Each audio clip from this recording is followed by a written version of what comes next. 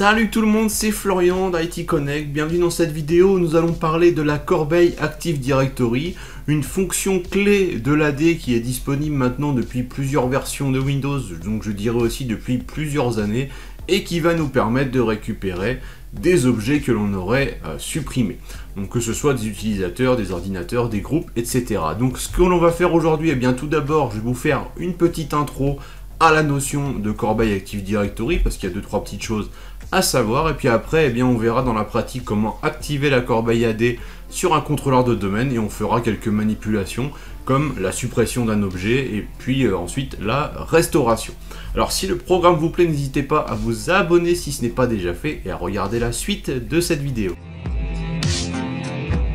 Par défaut, la corbeille Active Directory n'est pas activée sur un domaine Active Directory, et lorsque l'on va l'activer, eh bien ça va nous permettre de récupérer facilement un objet qui aurait été supprimé pendant une période de 180 jours à compter de la date de suppression de l'objet. On verra que tout ça se traduit avec des attributs dans les propriétés de l'objet. Donc la corbeille Active Directory, c'est une fonctionnalité qui a été introduite pour la première fois avec Windows Server 2008 R2.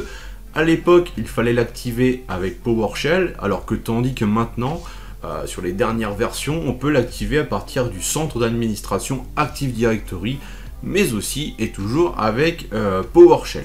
Alors, il faut savoir que la corbeille Active Directory, donc c'est recommandé de l'activer. Ça fait partie des bonnes pratiques pour notamment se protéger contre les suppressions malveillantes des objets, ou voire même et surtout les suppressions accidentelles en fait, mais il faut savoir que ce n'est pas sans conséquence dans le sens où quand la corbeille AD est activée, eh bien, on va modifier le schéma Active Directory, et en fait c'est une opération qui n'est pas réversible. Donc il faut vraiment se dire, ok, là j'active la corbeille AD, par contre je ne pourrais pas faire machine arrière.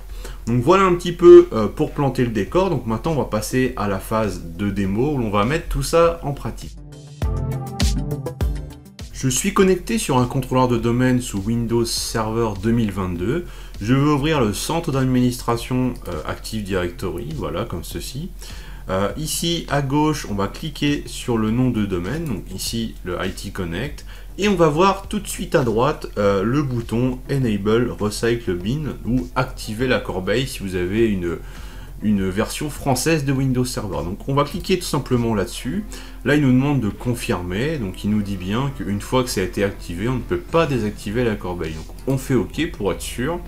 Donc là il nous dit qu'il va falloir rafraîchir la console, le centre d'administration Active Directory pour que les changements soient visibles dans l'interface. Et aussi il faut avoir conscience que quand vous avez plusieurs contrôleurs de domaine dans votre domaine, eh bien il faut patienter que le changement soit répliqué avant que la corbeille soit pleinement effective. Parce que si vous supprimez un objet sur un autre contrôleur de domaine, mais que lui n'a pas encore intégré le fait qu'il y avait eu l'activation de la corbeille, potentiellement cet objet-là sera perdu. Donc c'est une petite subtilité. Après voilà, la réplication AD, c'est quand même assez rapide. Donc on va faire OK, et on va rafraîchir en cliquant ici sur le bouton. Et là, qu'est-ce qui va se passer? Eh bien, on a un nouveau container. Je ne sais pas si vous aviez fait gaffe avant, mais en fait, on n'avait pas le container ici, Deleted Object.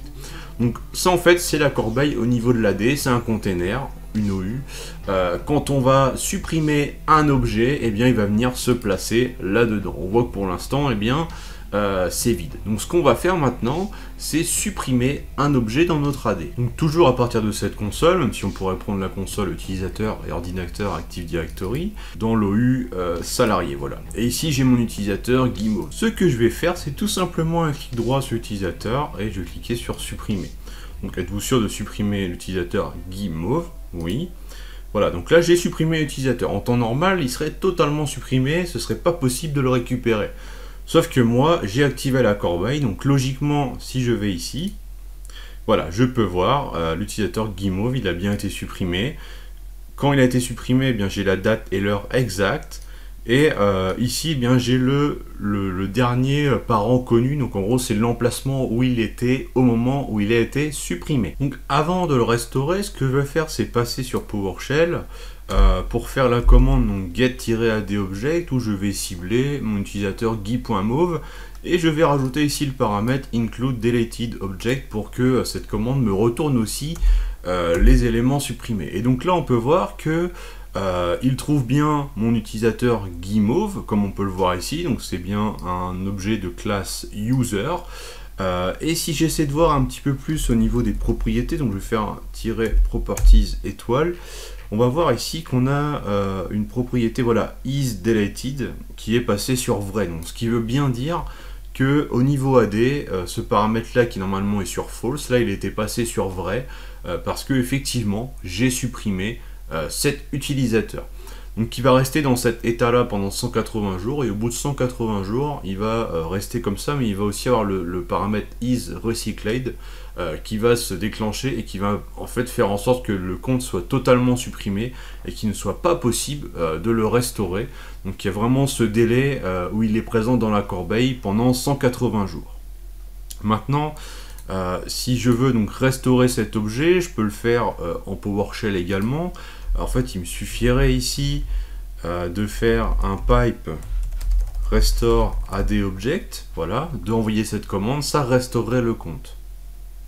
Mais on va le faire avec la console où on a ici le bouton restore, où en fait si je restaure de cette manière, il va me le restaurer à l'emplacement d'origine, en l'occurrence dans l'OU salarié qui est ici. Par contre, si je fais restore tout, on peut restaurer dans une OU spécifique. Donc là, on va simplement faire restore, voilà. Donc là, l'objet n'est plus dans la corbeille. Et si je retourne dans l'OU salarié, eh bien, on voit qu'il a bien été intégré à cet endroit-là. Donc il a été restauré. J'ai récupéré mon utilisateur en un seul clic finalement. Pour finir, on va voir comment modifier la durée de conservation des éléments stockés dans la corbeille. Parce que depuis le début, j'évoque une durée de 180 jours. Alors pour cela, on va ouvrir la console ADSI Edit, voilà, sur le contrôleur de domaine. On va établir ici une connexion, on va faire clic droit, connexion, donc sur la partition ici, configuration, voilà. Donc on fait OK.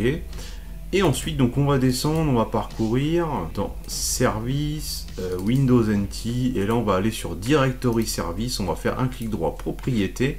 Et au niveau ici des attributs, eh bien, on va modifier le tombstone lifetime.